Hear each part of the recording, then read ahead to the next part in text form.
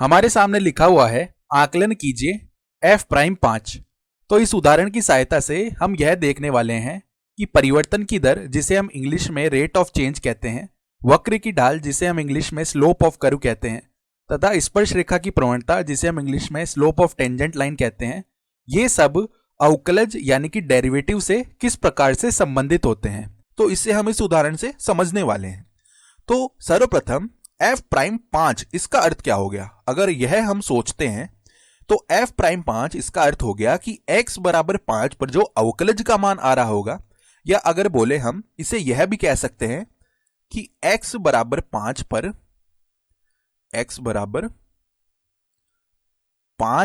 स्पर्श रेखा की जो प्रवणता है, तो चलिए लिख लेते हैं स्पर्श रेखा की प्रवणता। और यदि हम इसे दूसरे शब्दों में समझना चाहें तो दूसरे शब्दों में इसे यह भी बोला जा सकता है कि f प्राइम 5 या f डैश 5 इसका अर्थ यह भी हो गया कि f हेतु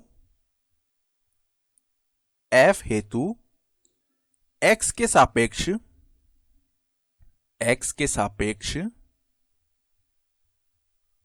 y में परिवर्तन की दर, तो इसे हम यहां पर ज्ञात करने वाले हैं। यहां पर यह f प्राइम 5 का मान ज्ञात करने के लिए हम क्या करेंगे, हम यहां पर इस आलेख में देखेंगे और जहां पर यह बिंदु आ रहा है, यानी पहले देखिए x बराबर 5 पर जो मान है वो कितना आ रहा है, ये बिंदु आ रहा है ना हमारे पास में। तो यहां पर इस बिंदु पर हमें अवकलज का मान ही तो बताना है। तो यह अवकलज का मान ज्ञात करने के लिए क्या करते हैं, इस बिंदु पर एक स्पर्श रेखा बनाते हैं। तो स्पर्श रेखा कुछ इस प्रकार की आ जाने वाली है। हम क्या देख सकते हैं कि यदि हम यहां से x अक्ष में इस बिंदु से 1 इकाई चलते हैं तो उसके संगत हमें y अक्ष में कितनी इकाई चलनी पड़ती है, y अक्ष में हमें 2 इकाई चलनी पड़ रही है ना, यहां पर ये हम साफ साफ देख सकते हैं।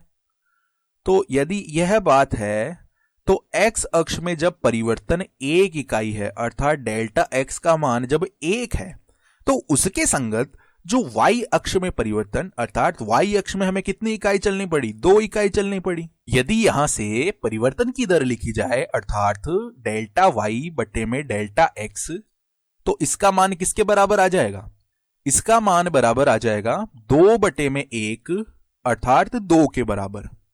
यहां से हम देख सकते हैं कि हमारे पास में ये 2 है ये बिल्कुल सही हो जाएगा। अब आपके दिमाग में यह आ रहा होगा कि ऋणात्मक प्रवणता ये -2 क्यों नहीं आया। तो -2 इसलिए नहीं आया क्योंकि अगर -2 आता तो यहां पे ये जो वक्र है वो कुछ इस प्रकार का होना था, तब जाके -2 आ सकता था। यानी कि x के मान में वृद्धि के साथ साथ यदि y के मान में कमी होती तब जाके ऋणात्मक प्रवणता आ सकती थी, यदि वक्र इस प्रकार का होता इस बिंदु पर। लेकिन वक्र तो इस प्रकार का है नहीं। उसी प्रकार 0.1 तब आता यदि स्पर्श रेखा कुछ इस प्रकार की होती। तो इस बिंदु पर जहां पर हमने स्पर्श रेखा बनाई है, हम देख पा रहे हैं जो वक्र है वह सपाट यानी कि फ्लैट दिख रहा है। तो जो यहां पर स्पर्श रेखा की प्रवणता है वह 0.1 के बहुत करीब होगी। इसी प्रकार यदि हम बात करते हैं -0.1 की, तो यह प्रवणता कब होगी स्पर्श रेखा की, जब स्पर्श रेखा कुछ इस प्रकार की बन रही हो। तो अब इस स्पर्श रेखा के लिए जो ढाल यानी कि प्रवणता है वह ऋणात्मक होगी तथा -0.1 के बहुत करीब होगी, क्योंकि यहां पर भी हम देख पा रहे हैं इस बिंदु के लिए जो वक्र है वह सपाट यानी कि फ्लैट नजर आ रहा है। और यदि हम प्रवणता 0 की बात कर रहे हैं तो वो देखिए, यदि हम इस निचले वाले बिंदु की बात करेंगे तो यहां पर यदि हम स्पर्श रेखा जो x अक्ष के अनुदिश आएगी वो खींचेंगे तब प्रवणता 0 होगी। तो चलिए इसी प्रकार के एक अन्य उदाहरण की हम बात कर लेते हैं।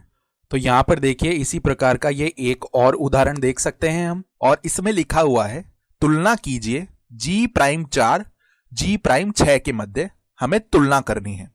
तो आप एक बार इस वीडियो को पॉज कर सकते हो और इसे अपनी तरफ से करने का प्रयास कर सकते हो। क्या हुआ, करी कोशिश, नहीं हुआ, कोई बात नहीं, चलिए देखते हैं ये कैसे होगा। तो g प्राइम 4 का अर्थ क्या है कि यहां पे x बराबर 4 पर ये जो बिंदु आ रहा है, यानी ये वाला बिंदु, देखो ये बिंदु हो गया। इस बिंदु पर क्या करते हैं, हम एक स्पर्श रेखा खींच लेते हैं। तो इस बिंदु पर हमने क्या की, एक इस प्रकार से ये स्पर्श रेखा खींच ली। उसी प्रकार g प्राइम 6 अर्थात ये वाला जो बिंदु यहां पे आने वाला है, इस पर भी हम क्या करते हैं, एक स्पर्श रेखा खींच लेते हैं। तो इस प्रकार से हमने यहां पर यह स्पर्श रेखा खींच ली। तो यहां से G'4 के लिए यदि हम देखना चाहें तो x अक्ष में यदि हम 1 इकाई से बढ़ रहे हैं तो उसके संगत लगभग हम मान सकते हैं y अक्ष में कमी हो रही है 1 ही इकाई की। यह हमने लगभग माना है, अर्थात G'4 इसका मान लगभग -1 आ जाएगा। ऋणात्मक क्यों आया? क्योंकि x के मान में वृद्धि के साथ y के मान में कमी हो रही है ना, तो यह ऋणात्मक मान आया। उसी प्रकार यदि हम G'6 की बात करेंगे तो x अक्ष में यदि हम 1 इकाई से वृद्धि करते हैं तो संगत y अक्ष में लगभग बोल सकते हैं 3 इकाई से कमी हो रही है। तो G'6 का मान लगभग -3 हो जाएगा। अब यहां से हम तुलना कर सकते हैं, एक तरफ तो G'4 में मान -1 है और G'6 में मान -3 है, तो -1 बड़ा हुआ या -3 बड़ा हुआ? ये तो सामान्य सी बात है कि -1 बड़ा होगा ना। तो यदि 1 बड़ा है तो हम कह सकते हैं कि G'4 जो है वो बड़ा हो जाएगा G'6 से। तो यहां पर ये वाला निशान इस प्रकार आएगा, अर्थात यह सही ही हो जाएगा। अब इसे सोचने का एक दूसरा तरीका भी हो सकता है।